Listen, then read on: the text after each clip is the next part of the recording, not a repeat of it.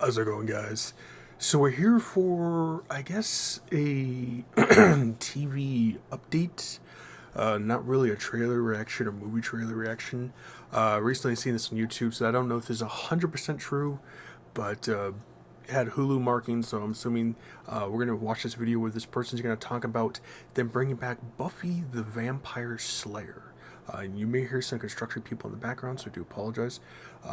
We're getting ready for winter time here, so I've watched Buffy the Vampire Slayer since it first came out in the 90s. I want to say what was like 95, 96 when Buffy the Vampire Slayer came out.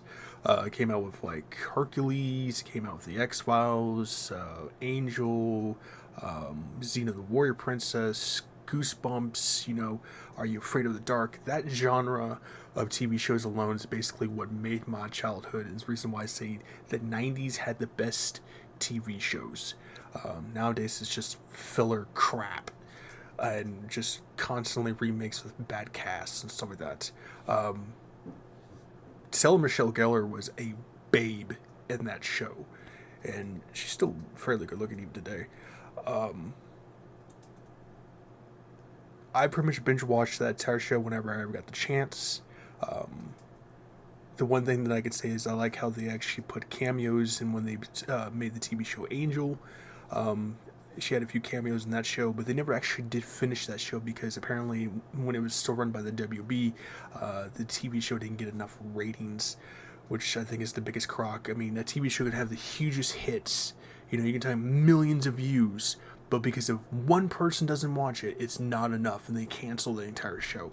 It's completely idiotic how most of these TV shows, studios are run nowadays. But what I'm going to do is I'm going to mute my mic so you don't hear any background noise from the construction workers, stuff like that. And we're going to see what's this all about, and then we'll go from commentary in there. All right? I do have captions on, too. Every time Buffy the Vampire Slayer comes back into the conversation, it brings a strange mix of excitement, anxiety, and nostalgia. This isn't just another TV franchise. For a lot of fans, Buffy was formative. It defined a generation of genre television, launched careers, and proved that supernatural storytelling could be emotional, funny, and deeply human. So when news broke that a new Buffy series was quietly moving forward, reactions were immediate and complicated. Now, after months of uncertainty, Sara Michelle Gellar has finally stepped forward to clarify what this new project actually is, why it's taking so long, and what fans should and shouldn't expect. And while her explanations offer reassurance, they also raise some fair questions about whether lightning can really strike twice.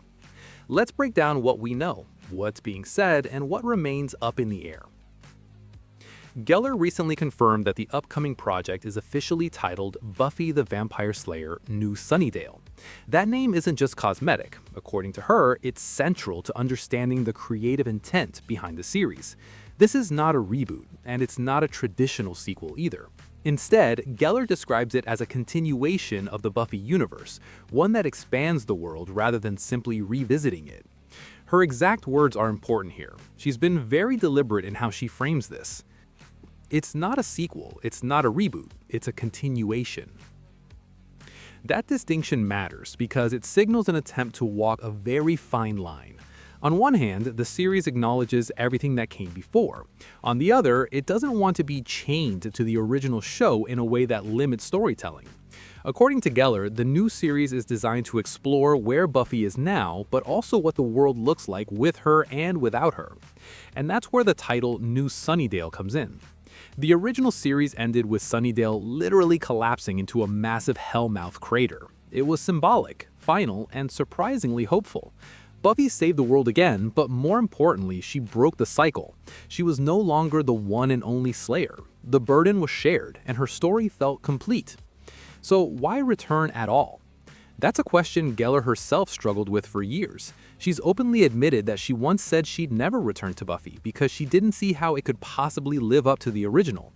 In her own words, she said she didn't want to be better than what came before. She just wanted to protect it. That hesitation is a double-edged sword. On one hand, it suggests respect for the legacy. On the other, it raises the question, if the story already had a meaningful ending, what's being added now that truly justifies reopening the book? According to Gellar, the answer lies in evolution rather than repetition.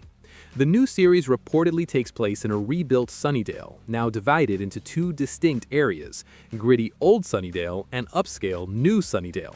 This isn't just a visual update, it's thematic. It reflects how the world has changed, how evil has adapted, and how the concept of the Slayer fits into a more modern landscape. A recently revealed logline gives us our clearest look yet at the story direction. The focus shifts to Nova, a 16-year-old bookworm who discovers she's a vampire slayer during a festival called Vampire Weekend, a celebration of Sunnydale's dark history. During the event, two vampires emerge, kill a teenager, and begin planning a ritual to raise a vampire army at a location called the Cursed Circle. That alone tells us a few things. First, the show isn't abandoning the monster of the week DNA that made Buffy work. Second, it's clearly designed to introduce a new generation of characters, with Buffy no longer positioned as the central protagonist, at least not in the traditional sense. And this is where skepticism naturally creeps in. Shifting the spotlight away from Buffy Summers is understandable from a creative standpoint. You can't realistically expect Sara Michelle Gellar to anchor a physically demanding action series indefinitely. But Buffy without Buffy front and center is a tough sell for longtime fans, especially when the emotional connection to the original character is what made the show iconic in the first place. The rumored focus on Buffy's daughter, allegedly played by Ryan Kier Armstrong, adds another layer of uncertainty. Passing the torch can work beautifully when done right, but it can also feel forced if the new character doesn't earn that legacy organically. The creative team seems aware of this risk, which partly explains why progress has been slow. Gellar has been very transparent about the delay, repeatedly emphasizing that the project won't move forward unless it makes sense. She said that she doesn't want to sell the legacy short by rushing something out just to capitalize on nostalgia. According to her, the team has been working for years, literally years, trying to figure out the why and how of bringing Buffy back. One of the key reasons the project gained traction again was the involvement of Chloe Zhao, the Oscar-winning filmmaker behind Nomadland and Eternals. Zhao reportedly spent 3 years going back and forth with Gellar, shaping the vision for what a new Buffy series could be. That's impressive, but also slightly concerning. Zhao is a respected filmmaker, but Eternals divided audiences, especially fans of the Marvel brand. Her style is slower, more introspective, and more atmospheric, which could be a fascinating fit for Buffy, or a tonal mismatch if not carefully balanced with the humor and energy that defined the original series. And that brings us to the platform. Hulu has ordered a pilot, not a full series. That's an important distinction. It means the project is still being evaluated, tested, and refined. There's interest, but not yet full confidence. Networks don't greenlight pilots lightly, but they also don't guarantee success. This cautious approach aligns with Gellar's own mindset, but it also suggests that the studio understands how risky this revival really is. Buffy isn't just another IP, it carries emotional weight, and it also carries baggage, especially considering how public perception of the franchise's original creator has changed over time. While Joss Whedon isn't involved in this new iteration, his shadow still looms large over the legacy, whether fans like it or not. That's another tightrope the new series has to walk, honoring what Buffy meant without repeating the mistakes or controversies of the past. Historically, the Buffy franchise has already evolved more than people sometimes remember. It began as a 1992 feature film starring Kristy Swanson, written by Joss Whedon and directed by Frank Kazooie. That film didn't fully capture what the concept would later become. It wasn't until the TV series launched in 1997 on the WB, with Gellar stepping into the role, that Buffy truly found its identity. The show ran for 5 seasons on the WB, before moving to UPN for its final 2 seasons, growing darker, more ambitious, and more emotionally complex along the way. It changed how genre TV was written and consumed.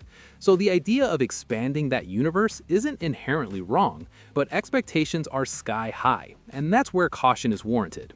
The phrase, "it's Buffy, but it's also something else," sounds reassuring on the surface, yet it's also vague. Fans have heard similar promises before from revivals that ultimately felt disconnected from what made the original special. The key question is this: does New Sunnydale feel like a natural evolution of Buffy's world, or does it feel like a rebranded spin-off wearing Buffy's name? Right now, we don't have enough information to answer that definitively. What we do know is that Gellar seems determined not to rush. She's acknowledged that nostalgia can be messy and that people have conflicting feelings about the show. She's also made it clear that she's proud of what the original cast and crew created, and she doesn't want to undermine that legacy. That level of self-awareness is encouraging, but it also sets an incredibly high bar. When you publicly state that something won't be released unless it's perfect, expectations naturally climb even higher, and perfection is a dangerous standard. So where does that leave fans? Somewhere between hopeful and hesitant. There's potential here, real potential. A rebuilt Sunnydale, a new Slayer, a modern setting, and a creative team that's taking their time rather than rushing out a nostalgia cash-in. But there are also real risks, tonal shifts, generational disconnects, and the challenge of telling a story that feels necessary rather than redundant. For now, Buffy the Vampire Slayer New Sunnydale remains a project defined more by intention than execution. Until we see footage, scripts, or a full series order, it exists in a liminal space. Not quite a revival, not quite a reinvention. And maybe that's appropriate for a franchise built around the space between worlds. The Hellmouth may be closed, but the story clearly isn't over.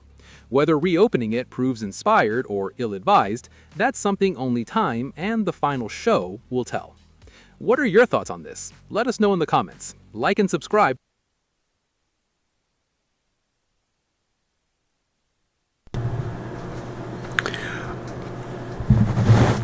Alright, so let me adjust my mic here real quick. I'm glad that they are taking their time, because too many shows who do something like this, reboots, remasters, continuations, they rush it to make it fit for the newer generation. In this case, Generation Z or Generation Alpha. Both generations, who most likely have never heard of Buffy the Vampire Slayer, the TV show, or the movie itself. For millennials like me who were born, in the 90s or around the 90s era, we grew up on these type of TV shows. They're classics to us, and when you have a studios going, or even producers or directors going like, we should really bring this TV show back, but instead of just bringing it back for a nostalgic purpose, to bring back those old memories, we're going to change everything, and we're going to make it for the newer generation. And when they literally change everything, they literally change everything. I mean, you literally look at something like Marvel, as he explained, after Endgame, Marvel pretty much crashed. Thunderbolts was really the only good one. After that, they added so much woke stuff to it. It literally just ruined their entire studio franchise. So I'm glad that Sara Michelle Gellar is actually taking her time. She wants to make it, perfect as best as possible. Seeing this as a continuation is going to be very interesting, because I want that same grittiness that Buffy the Vampire Slayer had. I want that, and not something like Twilight, where your vampires sparkle and there's just this ditty little romance, stuff like that. That's not what would make Buffy the Vampire Slayer. And if they lead towards that way with their new Slayer they're trying to introduce, I really hope that they don't, because they'll just completely ruin it. Now, I do know that some of the cast for the original show is actually dead. The actress who played Michelle's sister in the show, she recently passed. I believe the actor who played Spike, I believe he's dead. I know Seth Green's still alive, at least as far as I'm aware of. The guy who plays Xander, I don't know if he's still alive. And the guy who plays Giles, not sure if he's still alive or not. And the guy who plays Angel, which I don't remember his name, I'm pretty sure he's still alive too. So some of the cast is still alive. Same thing with Willow. I'm pretty sure she's still alive in the preppy chick too. And the other Slayer girl, I can't remember her name.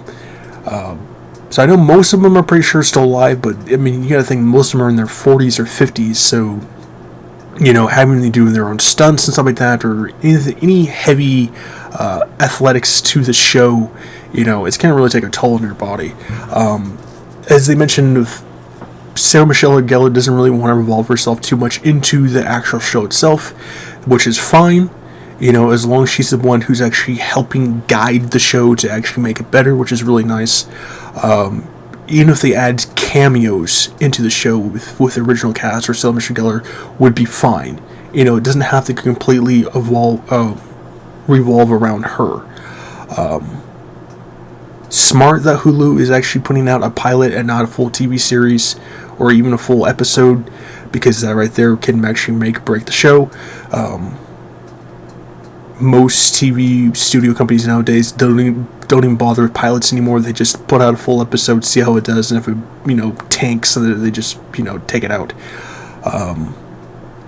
The whole concept of the new Sunnydale and old Sunnydale is going to be very interesting. Because as he mentioned at the final season, she pretty much defeats Hell, and now they're pretty much bringing it back.